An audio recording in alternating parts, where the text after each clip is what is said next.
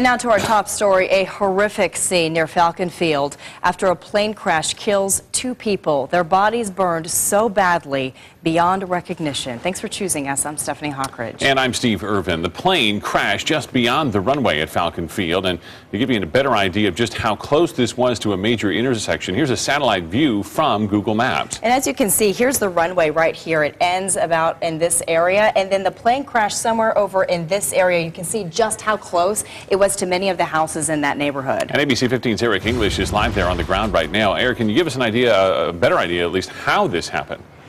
Yeah, let me show you from the ground. Around 7:15 this morning, the plane took off from Falcon Field, which is right there across the street, but it didn't get far. Just shortly after takeoff, it ended up crashing on the far end of that field, right into the berm just below that palm tree. Now, surprisingly, the wreckage has already been removed from the scene, but before it left, I spoke with witnesses who say the sight of the plane falling from the sky will forever be etched in their memories. Video from Air 15 shows just how close to the runway this small plane was when it crashed into a nearby field just after taking off from Falcon Field early this morning. Witnesses on the ground tell me they knew at first glance that something was wrong. My first thought was, that's not right.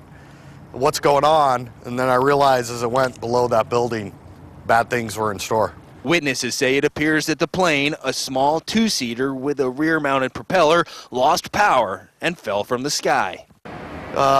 Immediately went nose down, started spiraling. I was thinking, hey, pull up, pull up. The plane crashed into a berm bordering a nearby field. First responders say a parachute safety device deployed but did little to slow the aircraft's descent. The 2 people on board did not survive the impact. After they got the initial fire put out, we found that there were 2 victims who were deceased. They say the crash destroyed the plane. There's not much left. Witnesses were saddened to hear no one survived. My thoughts and prayers are for their family members. Terrible loss. Now, no official word yet on who was on board that plane, but word around the airport is that the pilot had a lot of commercial flight time. We'll wait for official word to release those names. Now, NTSB and FAA officials have come and gone, and again, that wreckage has been removed. Perhaps, Steve, that is an indication that there's an early guess as to what happened with this plane. Yeah, often these investigations take months, so we'll stay tuned.